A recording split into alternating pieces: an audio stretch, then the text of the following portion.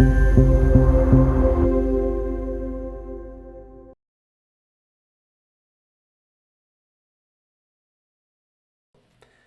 everyone, and welcome back to another episode of What's New in SwaggerHub Explore. Delighted as always to be joined by Temil Sanchez, Product Manager for Explore. Temil, do you want to say hello to everyone? Hello, everybody. Welcome to episode number 6. Great. So today we're going to be focusing on some of the integration enhancements between Explore and SwaggerHub. So we're going to be covering how you can explore different versions of an open API description. You also have now the ability to select different servers if multiple servers are configured within a description, and that will then automatically open up the Explore pane ready to go and target that specific server base URL.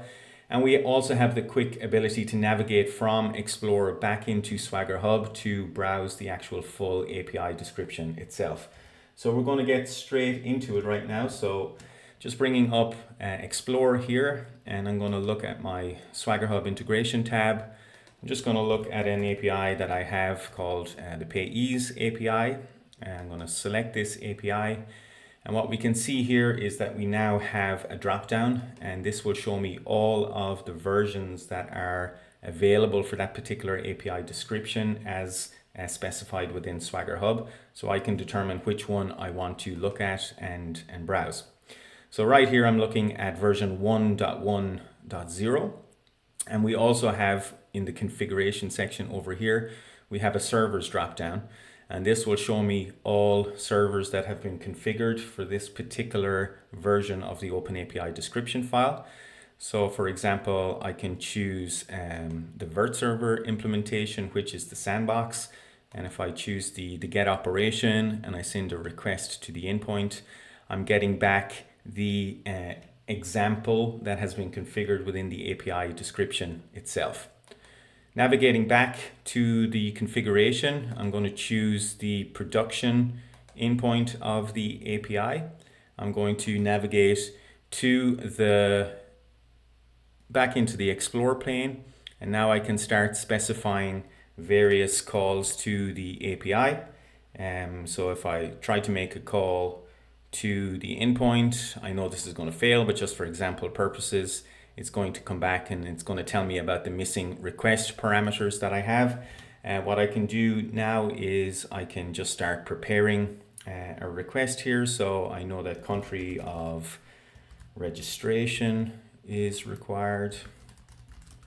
I'm just going to choose IE. I'm going to send that request, and I'm going to learn more about the API that we actually need to specify a name as well. So I'm just going to put in a parameter name, and that's going to be EAS. And here I'm finding Eason's Bookstore back from the actual production API itself. Now, the last thing that we have added into the integration is being able to navigate back from Explore into the API description itself. And there's two ways to do that. We have an open the API description link directly within the execution pane or the exploration pane, and also back in the configuration for the API that we've selected, we also have another link here giving us two ways to navigate back into SwaggerHub to see the full documentation description of the API and fill in any gaps that we may have that will assist our exploration. So Temil, back to you. Just wondering from a product manager perspective, what you think about these integrations, or integration enhancements, should I say, how important were they?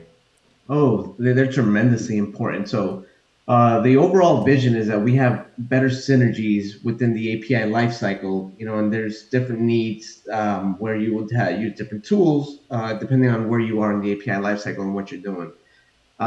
So going through these features one by one, right? The first one that we saw was being able to switch very easily from one version to another.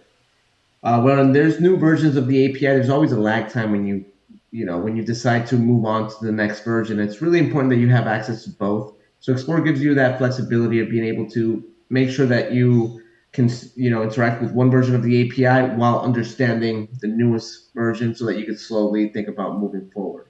From the server's perspective, if you have different servers defined, maybe because Your APIs are deployed in different environments. You want to make sure that you test them and interact with them and explore them in these different environments. And you can easily switch these servers from the dropdown as Frank showed you. And then finally, when we're exploring APIs, if we need more context, we have that ease of going directly into the design and documentation and better understand what's in that definition or API description. And come back to explore and start exploring with the newly known knowledge that you gained from reading the definition and description itself. So yeah, so that's why we built these features. We have a lot more coming in terms of a holistic view of the API lifecycle. So stay tuned. That's great. Thanks very much, Temil. And thanks, everyone. Happy exploring. Happy exploring, everybody.